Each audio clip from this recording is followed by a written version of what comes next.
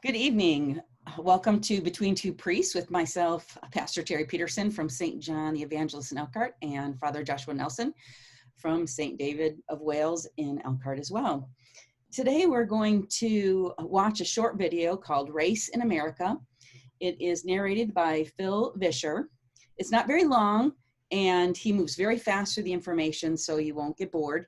And then the two of us are going to discuss it afterwards. So we'll watch that video and see you in a moment.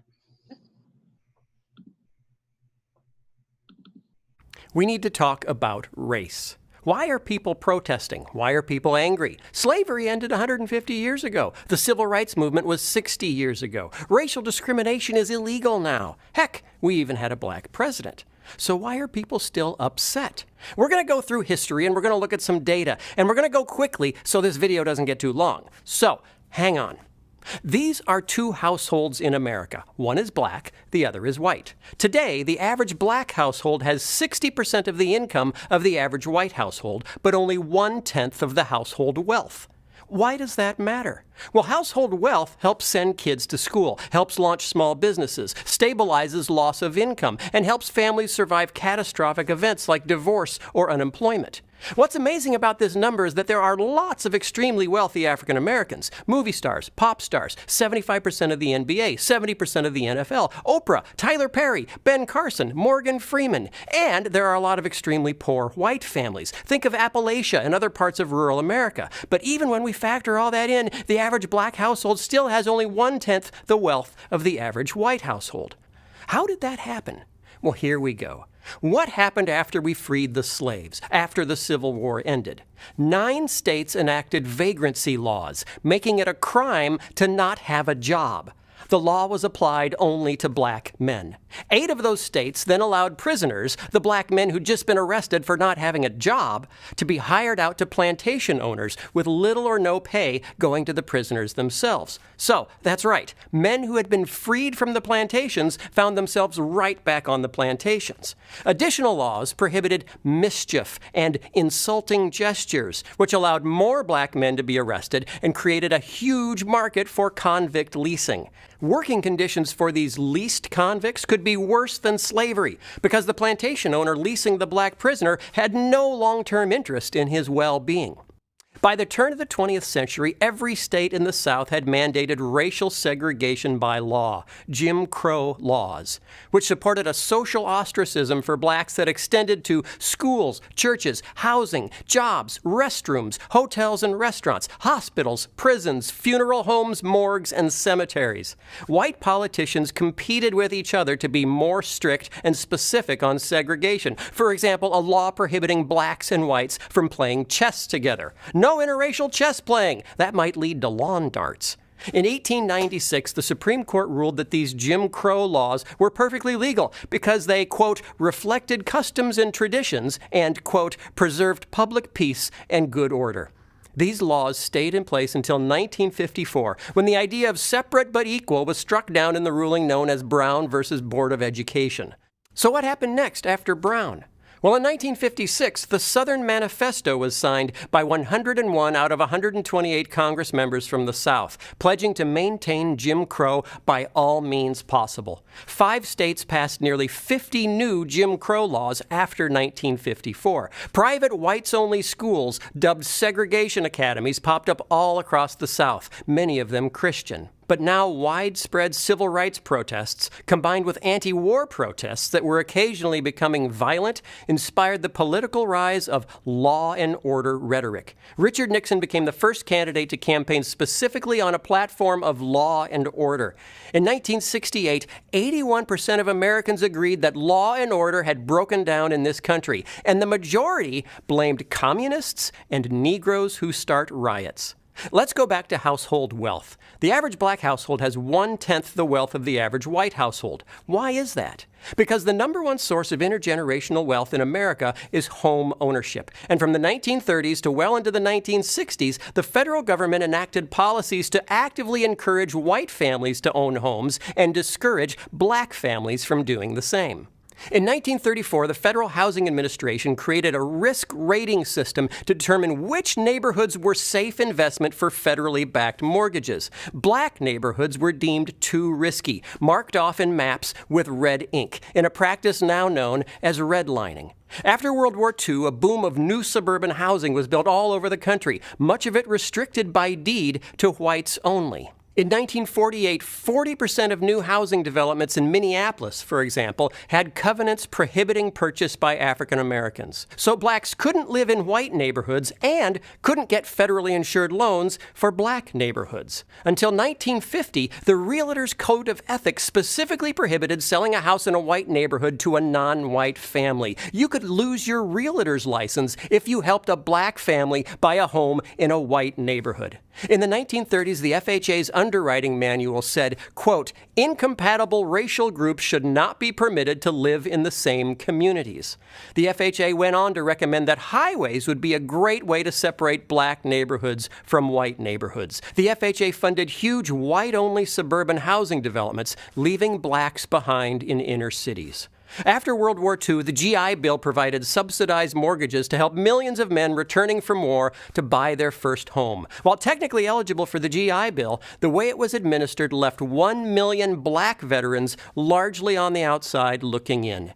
In New York and New Jersey, the GI Bill insured more than 67,000 new mortgages. Fewer than 100 of those went for homes purchased by non-whites. In 1947, there were 3,200 mortgages in Mississippi guaranteed by the government for returning veterans. Of the 3,200, only 2 went to black veterans.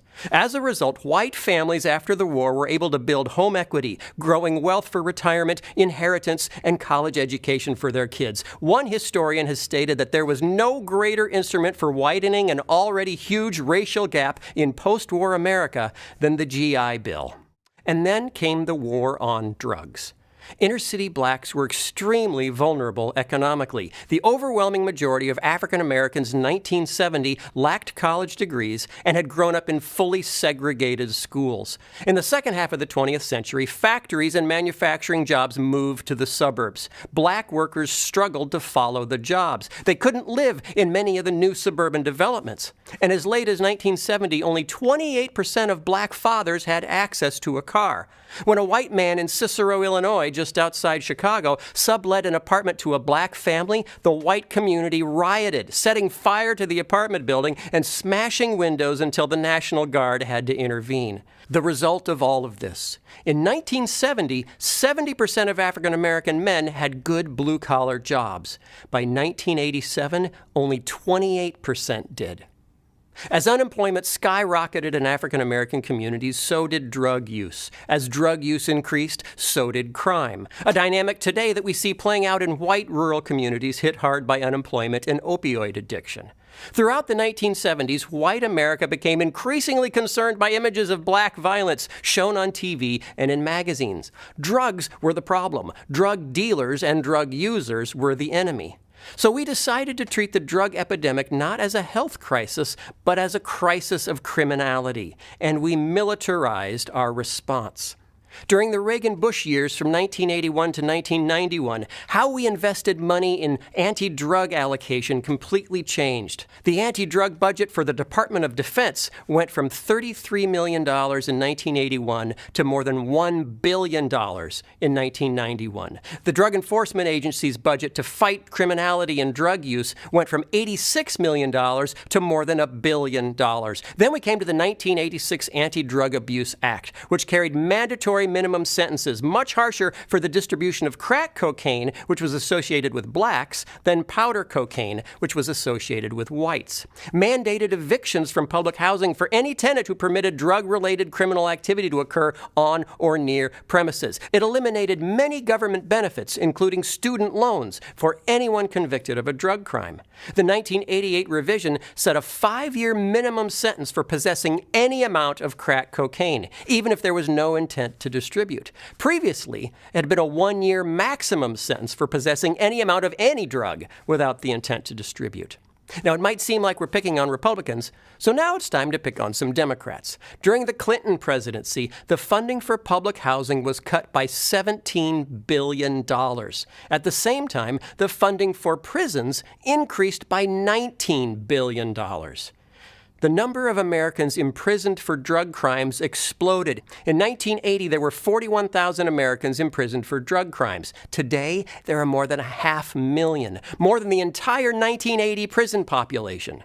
Most arrests are for possession. In 2005, 80% of the arrests were for possessing drugs, not selling drugs. In a bizarre twist, we also militarized our police forces. Between 1997 and 1999, the Pentagon handled 3.4 million orders for military equipment from more than 11,000 police agencies, including 253 aircraft, including Black Hawk and Huey helicopters, 7,800 M16 rifles, 181 grenade launchers for the police, 8,000 bulletproof helmets, 1,200 night vision goggles.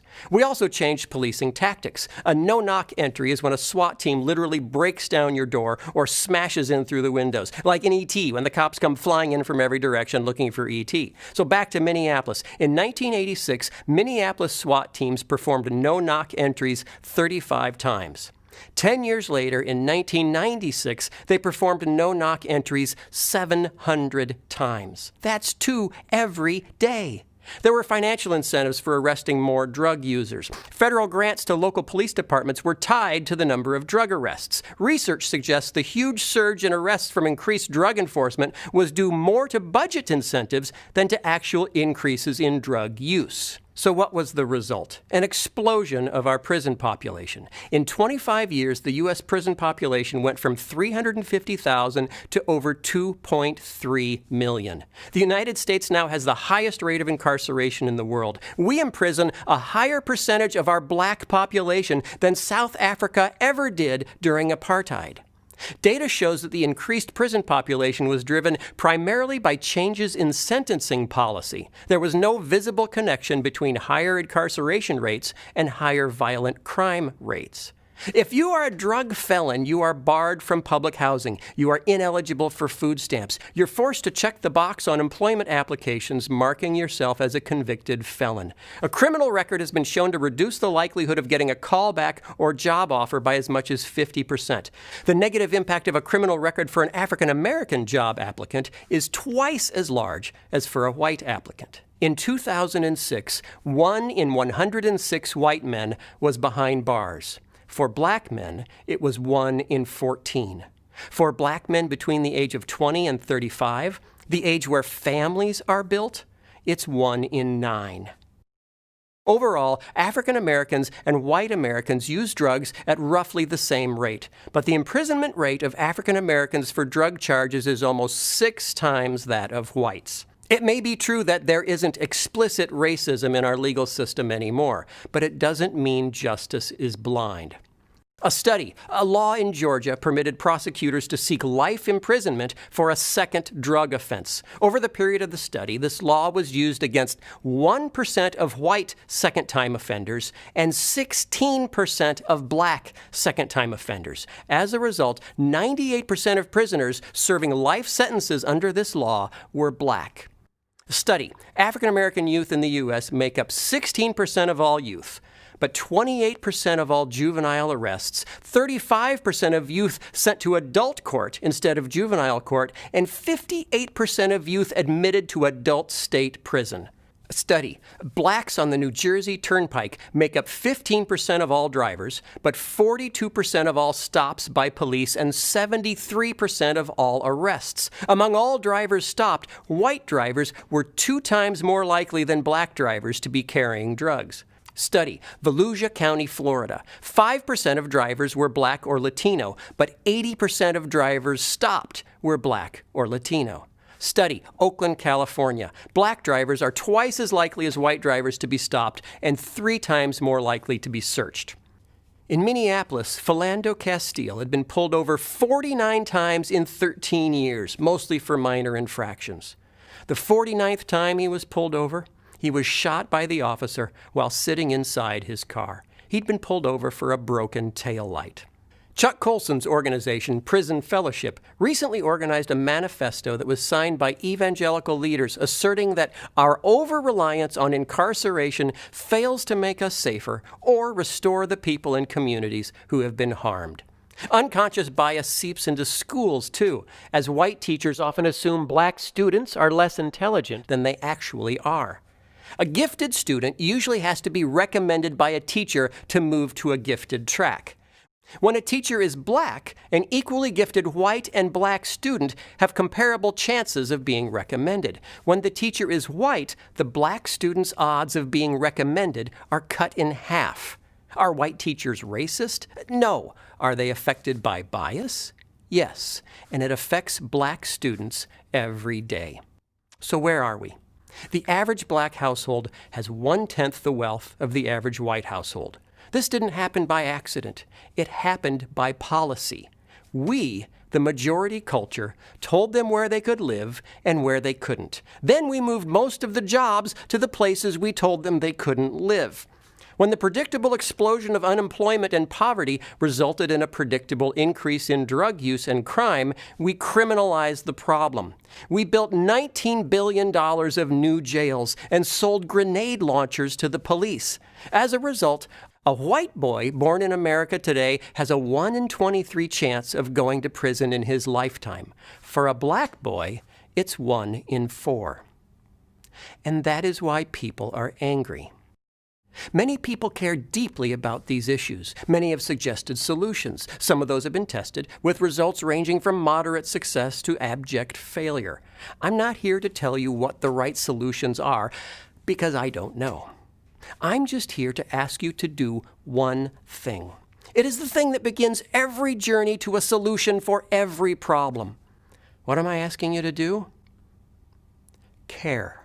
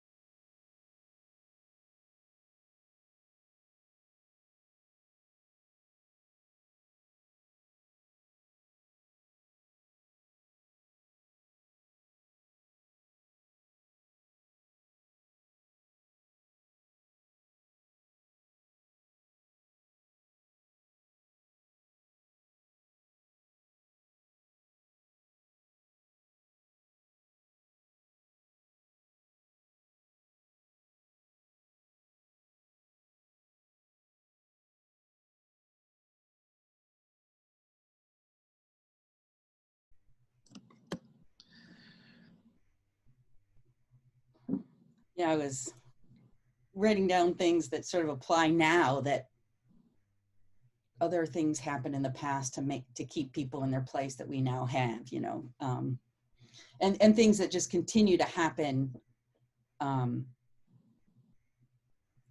that clearly show a bias and become discrimination when they're applied, and then create this gap in learning, this gap in income, this gap in household wealth, those kind of things. So the first one that came to mind is the expelling of students from school beginning in kindergarten.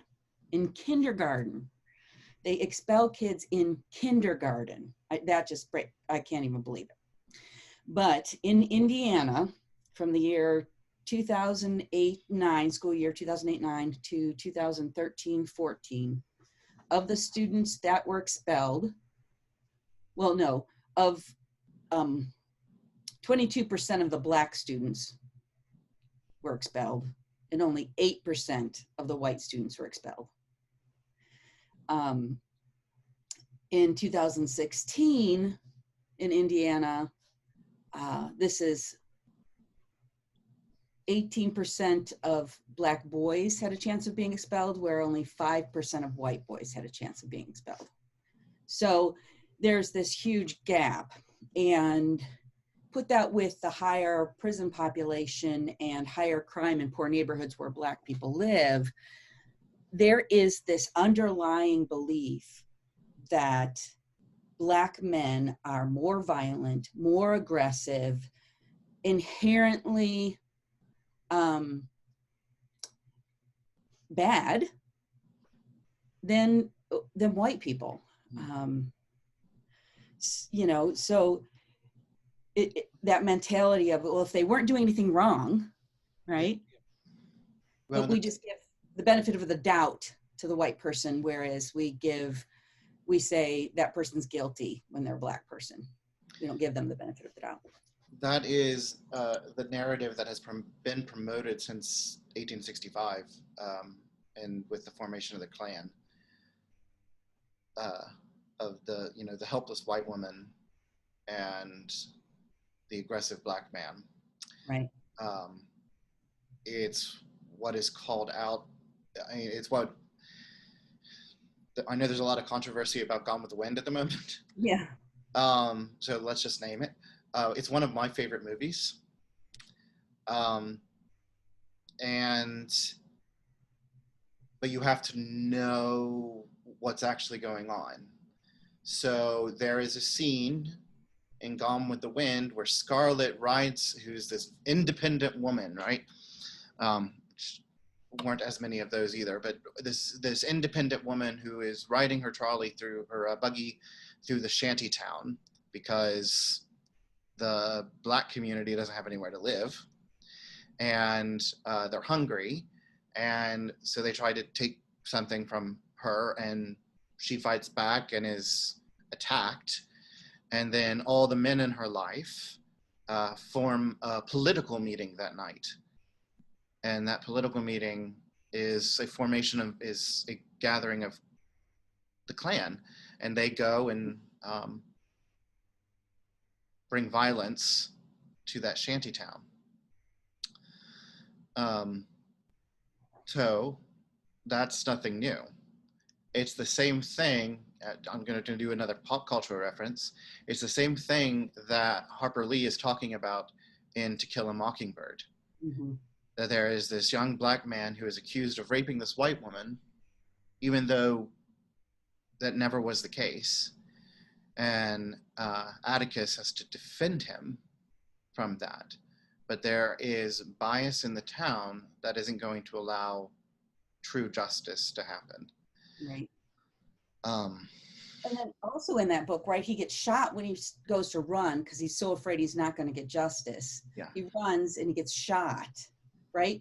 So then again, if you're going by what we say today, well, if he wasn't running, he wouldn't have been killed, right? Yeah. But if he'd had justice, he wouldn't have felt the need to run. Yeah. So, we just find one more argument against.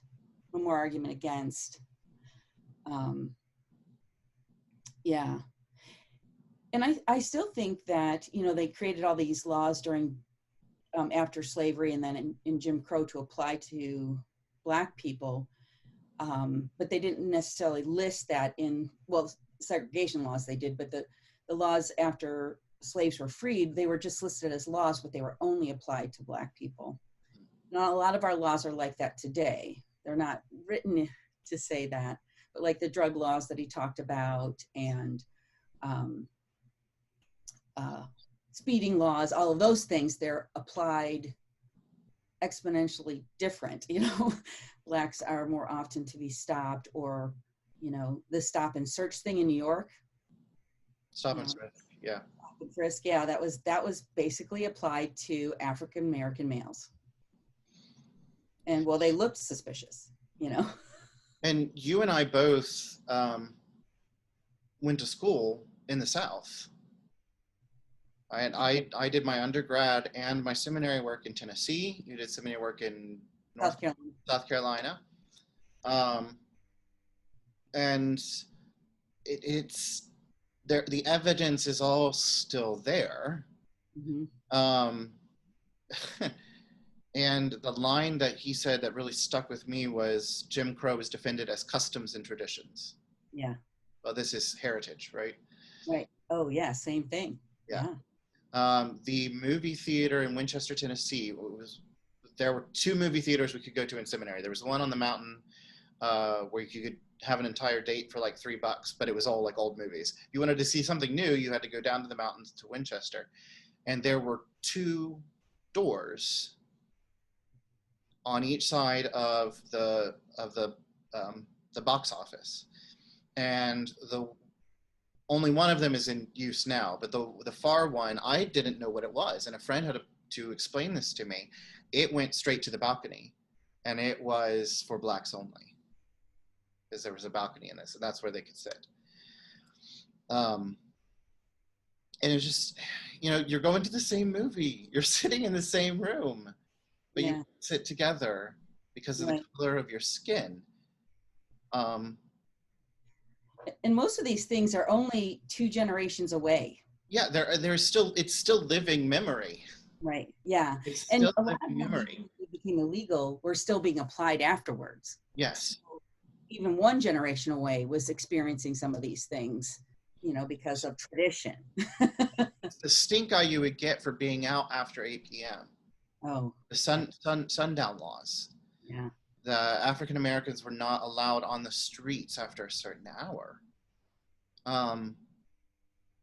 And like one of my favorite books is Born a Crime, which is Trevor Noah. Noah, who was born, he's mixed race during apartheid, which he himself was illegal. But he talks about walking down the street with his mother, and his mother having to drop his hand and pretend she doesn't know him when a white person would go by. Yeah, and his father couldn't even walk on the same side of the street as them. Yeah, and his father was white. So and we hear that story, and when we hear it about South Africa, it's really easy to say, "Oh, that's awful," and then we try to we blind ourselves, and sometimes it's easier to say, "Oh, that only happened in the South." Minneapolis. Yeah. Can't remember the name of the town. It's in Pennsylvania, just outside of New York, in the 50s. That was built as the suburb, but it was because of redlining. Yeah. Right. Yeah. Elkhart City. Give me a map. I could draw it for you. Yeah. Yeah. Absolutely. Yeah. Recently, well, not necessarily even recently, I think over time, this one meme goes around on Facebook that people I love and care for post, and they don't see the inherent bias in it. And when you say something, no, I just don't like that. And that is, who thinks, I think wearing your pants below your hips should be a crime. What do you think? Or do you support this? Pass it on if you support it, right? And that applies to predominantly African-American boys who wear their pants a certain way. And, it's not my style, and I think it looks very painful to wear, but because I have a bad back, but to say that particular style should become illegal is to then, again, create this new law that would be against blacks. Yeah, it's inherently biased, even if you say I'm not racist. Right, exactly. And so sometimes I'll post on there, well, I think that fat white women shouldn't be allowed to wear spandex out in public, and that should be a crime, which I'm one of those. So I can say that I love my spandex pants. I wear them all the time, my yoga pants. But I know they don't look great. I'm not, this model or whatever. I just like them. But we could say the same thing because it looks bad, right? That should be made illegal because it offends somebody. Well, okay, if we took race out of it, Mm-hmm. a really clear, having been a teacher, a really clear sign of this is school dress code policies that are more biased toward women than to men. Right. And often the excuse being given, well, you showing your shoulders is distracting to the boys. That same rule applies to pastors, by the way. When I wear my shirts like these, I get comments from men saying, oh, you're showing your shoulders, or, look at that, your arms are free, or, they just make these weird comments because it's been put into us that that is sexual. I mean, that's what it's about, right? Yeah. And I don't have any problem with dress codes, but let's just apply them, right. Like boys can't wear tank tops either, right? Or they can't wear shorts too short, or they can't, so yeah, when we apply these things, there is a bias in there that we maybe don't recognize all the time. Another, a thing I was thinking about during this was having to do with banking. So a big movement in the Lutheran Church in the last decade has been against payday loans, payday lending.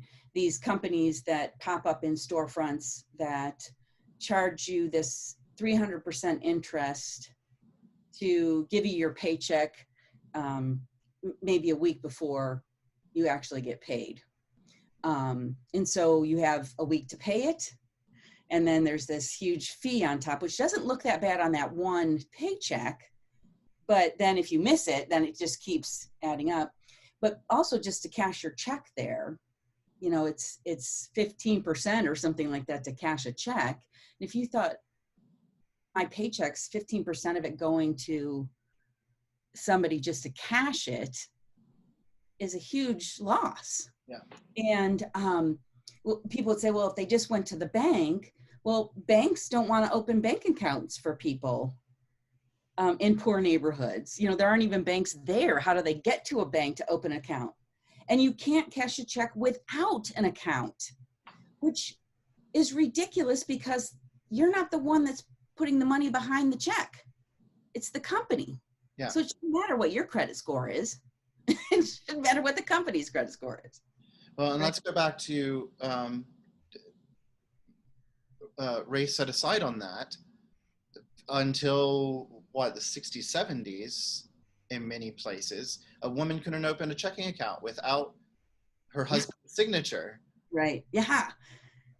And they didn't even have that blessing because there wasn't somebody who would sign for them to vouch for them, right?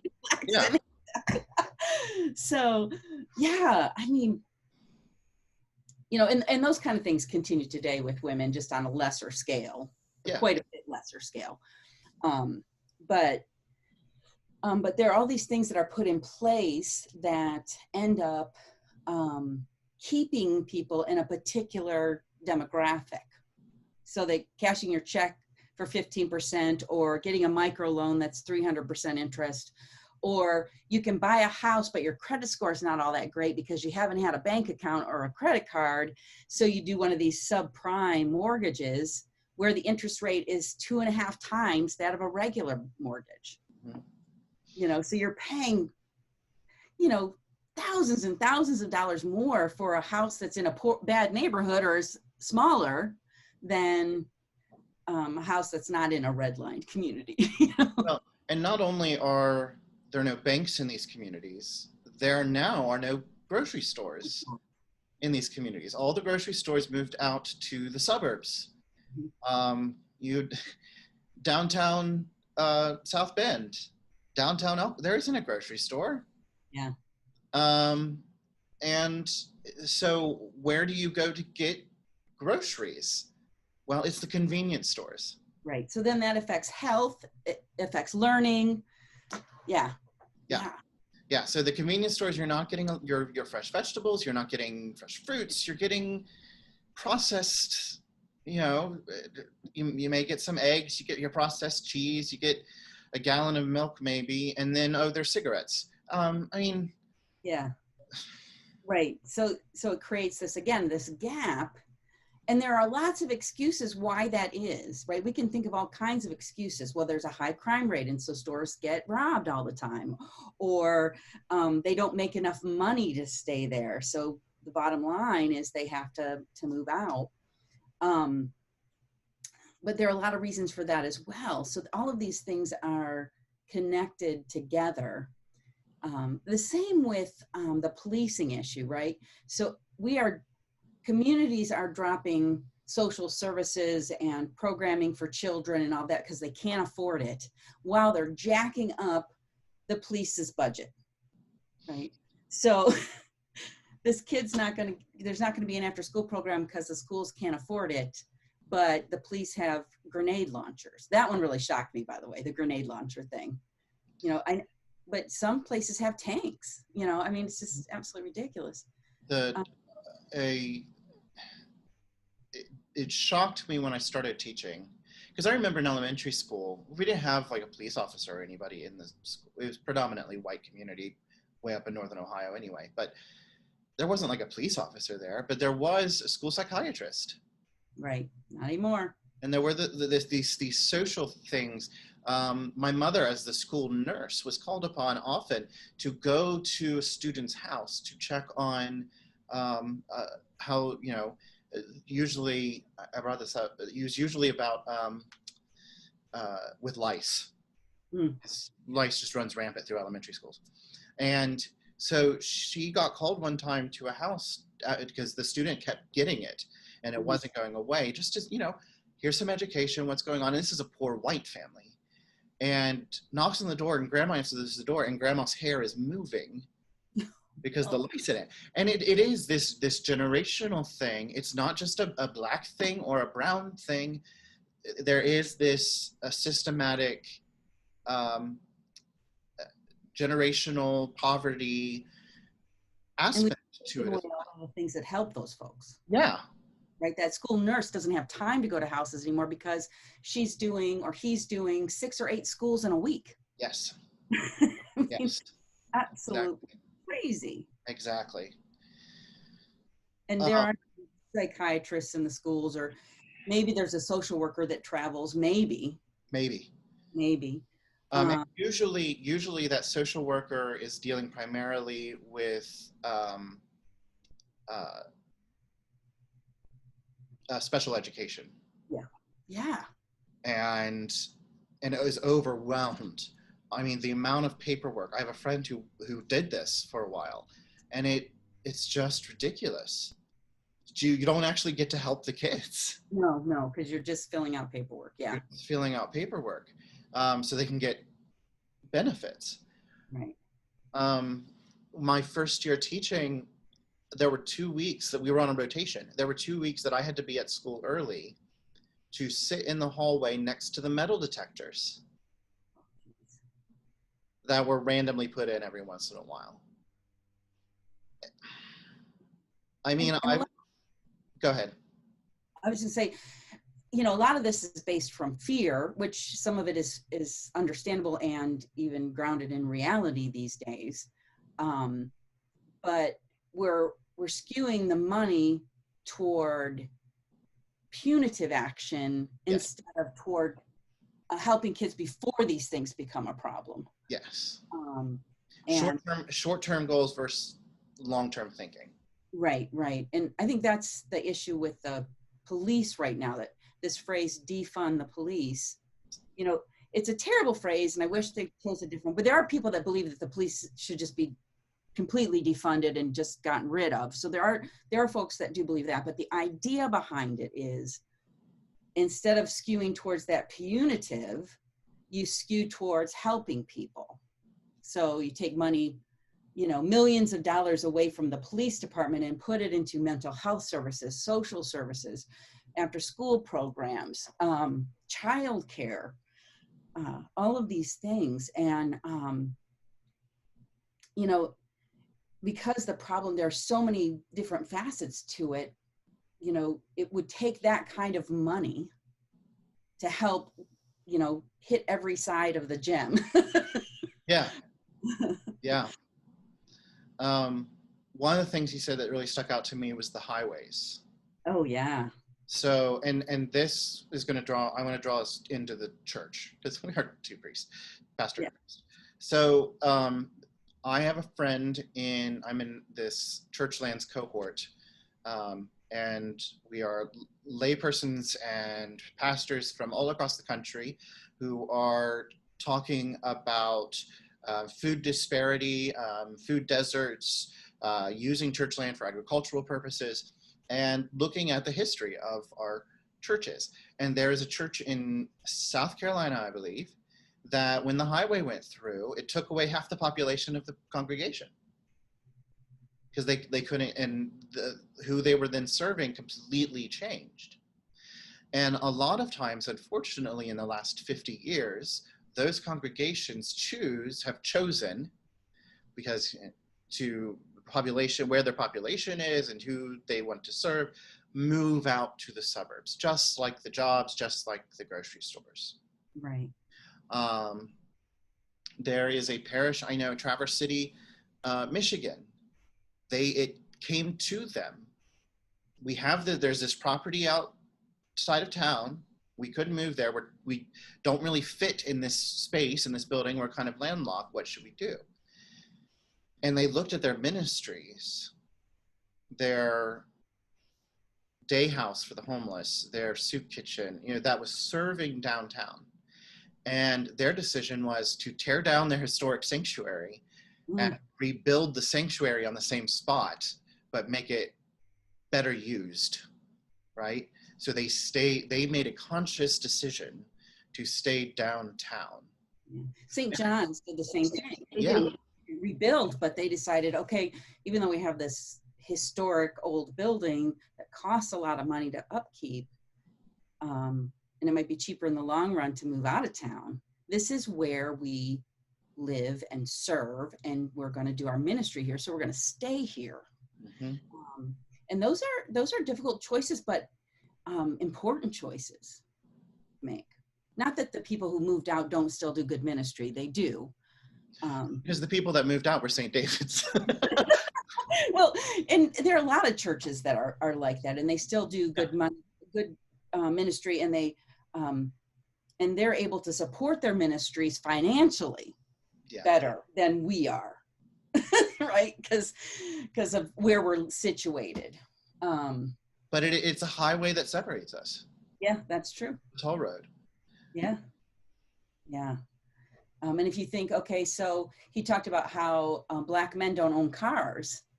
So if you don't own a car, you can't get across that highway, right? You can't, the buses don't take you across, and you can't walk across. Yep. So, yeah. Yeah, I had this grand plan when I first moved here. I was going to ride my bike to church. And out my apartment, which is only, by driving, it's about 5 minutes away. It's 4 miles. Yeah. But because of the neighborhood, because of the highway, I'm not riding my bike here. Yeah, Indiana's not good for bikes. The roads are not. Yeah. And I don't know, we have clients that come to the food pantry that ride their bikes everywhere. And those folks, I just, pray for them, because they're having to drive. Matter of fact, one of our clients came to me for bus passes for a while because he got hit by a car and he couldn't ride his bike anymore. Yeah. So yeah, they're just all these things. And if you think of them all together, they're insurmountable. But if you think, because they cost money, but if you think about taking money away from punitive toward these things, we probably would have better inroads of, Yeah. I mean, I don't know if you really want to talk about it too much, but you were part of the larger evangelical ministerium in Elkhart. Yeah. And one of the few white people. Yeah. That's part of this. Yeah. Because we can look at our churches and draw a red line too. Yeah.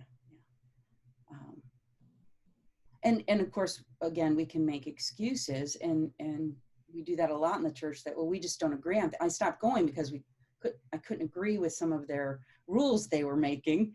They were doing some of the same things that white people do, but it takes a lot of energy, and sometimes you have to decide where you want it to be. But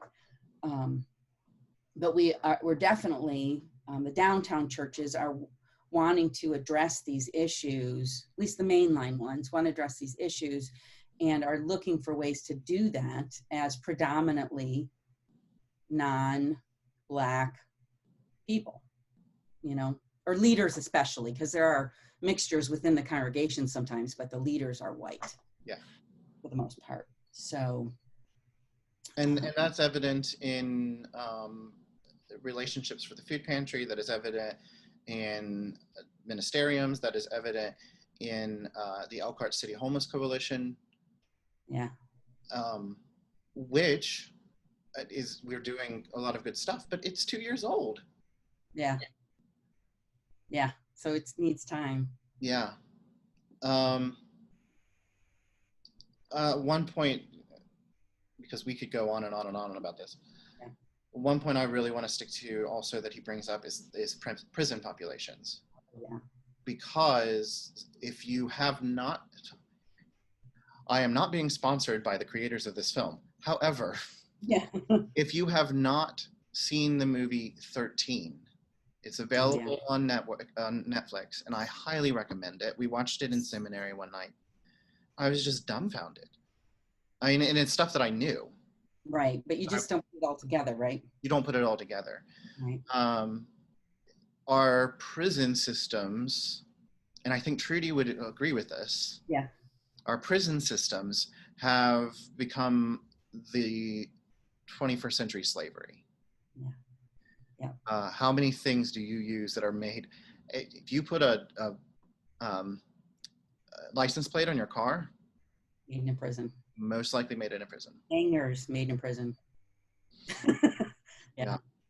Yeah. So you're referring to Trudy Myers. We did a Between Two Priests when you were gone one time where we talked about the local jail system. So I encourage everybody to go back to that. But another part of people wanting to keep things the way they are is profit, because the big prisons are privately owned and they make a ton of money off of incarcerating people. And so keep the laws to where you're incarcerating people. We'll just build more prisons, you know, and that's become, in some ways, since we don't make as many products in the United States as we used to, you know, now communities are relying on prisons for their community income.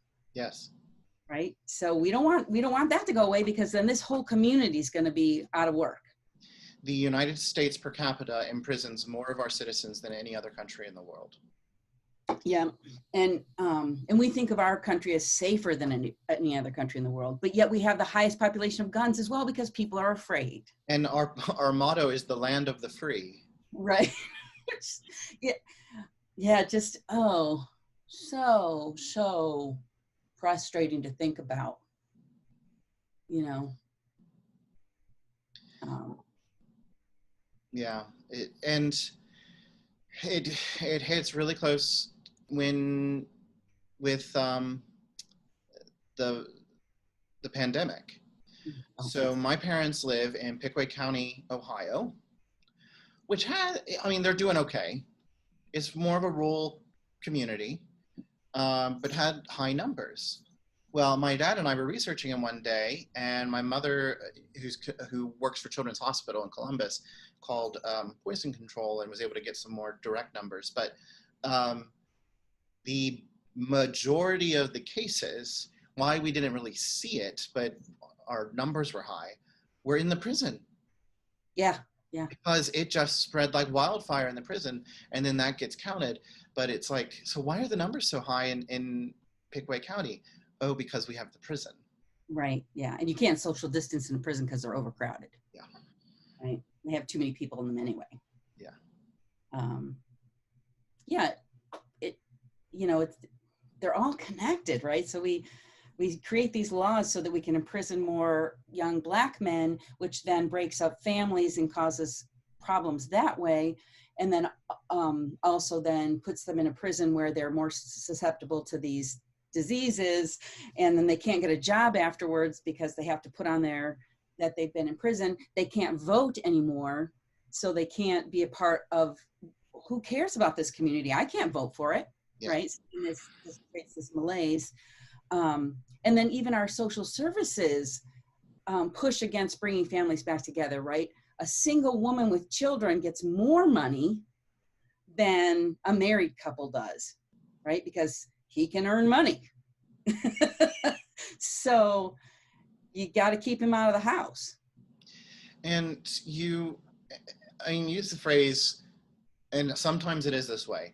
The law was put in place to make this happen, to incarcerate, or not always. Right. Sometimes Jim Crow, yes. Red line laws, the realtor laws that you can lose your license if you sell to a black family in a white community, yes. That is very clear why it's happening. There are other times that this built-in learned bias affects how we think about things and make these laws. So we're not necessarily doing it to make that happen, but that's the end result. Right. And so like breaks in your outlaws. Yes. And that is, you say outlaws. I'm thinking about that. We have the outlaw heroes of the West, but it's never a black man. Yeah. Until you get Blazing Saddles, which Mel Brooks does brilliantly and shows this. Yeah. Right. And yeah, but that is what we mean by systematic racism. Yeah. It's not always intended. It's not always on purpose, but it is reality. Right. And that is what systematic racism is. So the excuse that I often get, or the response that I often get is, well, we never treated black people that way. Okay, good. Yeah. Good. Did you know any black people would be the next question. No. Well, there is that. And then there is, yes, we knew black people and we never treated them that way. Well, that's great. This is a big country. Yeah, true. Very true. Yeah. This is a big country. Yeah. And I'm reminded of one of my favorite songs by Roger and Hammerstein, which is from South Pacific. And it's dealing with Polynesian and white, and right. But it's, you've got to be taught to hate and fear. You've got to be taught from year to year. It's got to be drummed in your dear little ear. You've got to be carefully taught. No one is born like this. Right, right. No one is born like this. No one is born hating. No one is born wanting to kill. No one is born right wanting to do all this. Yeah. Yeah, I do want to, this is so apropos, I know we're going on and on, but I recently had a conversation in my family about black racism against whites, right? So there's this, well, there are blacks that hate whites and they'll do any, they teach their children to hate whites. And the phrase that I often hear is reverse racism. Reverse racism. Okay, if you knew that 1 in 4 black men would be incarcerated and you were black, you would teach your children that white people are mean, they're not safe. You would say you're going to avoid these people at all costs. Fear the police. Right, and that's going to create this hate, right? But you do it to try and keep your child safe. And so, yeah, I can understand why they think the police are bad, because that fear that's been in there and the truth of it, again, not necessarily intentional at this point, but it's there, it's reality. And we try to say, oh, that's in the past. Like, this is the beginning. Slavery ended, blah, blah, blah, blah, all this. So the 13th Amendment, which the movie 13 kind of talks about, but the 13th Amendment, which abolishes slavery, except for punishment for crimes. That's written into the amendment. That's how it passed. The 13th Amendment was not ratified in the state of Mississippi, formally ratified, until 2013. Yeah, I remember when that happened. It was like, oh my gosh, I didn't even know that was possible. Yeah. Yeah. So their mindset hadn't changed in all of those years, even though the law was out there. The amendment was out there. Yeah. Yeah. So really, it comes down to, like he says, care. Listening. Listen, really hear each other's stories. See. Yeah. How many of you have driven on the south side of Elkhart lately? I'm driving around without a taillight, by the way. I have been for years. And not pulled over. And not pulled over. And I think of Philando Castile, who died for it. Yeah. That oh, is phenomenal to me. You know, that, yeah. Well, this is a much bigger conversation than we can fit Like, into one episode of Between Two Priests. Right. We can't give all the solutions because we don't know them. We can just show you what's out there. Yeah. But I hope this makes you think and want to listen and see and do some research and talk about it. And we're available to talk about it too. Absolutely. We're two white people. But I know plenty of African Americans who, the senior warden at Trinity in South Bend, this is what she does at the University of Notre Dame, and would love to have these conversations with you. Black, white, brown, red, yellow, green, blue, Hortons and Who's, whatever. We have to listen to each other, respect each other, learn from one another, and care. And care, absolutely. And care is the big thing that I think we are losing as a society. Yeah. You want to close this in prayer, Father Josh? I was going to ask you to close this in prayer. Okay, I'll do it. Let us pray. Heavenly Father, we give you thanks for the people that are showing us the way, the people that are opening our eyes and our ears and our hearts. We ask that you continue to send those kind of people into our lives, that we might be able to learn and do something about what we care about in our communities. We lift up all of the African Americans in the United States and around the world that have been systematically discriminated against. And we lift up all the white people who are stuck in these systems and don't know how to change them. Be with us throughout the days and weeks to come. In Jesus' name we pray. Amen.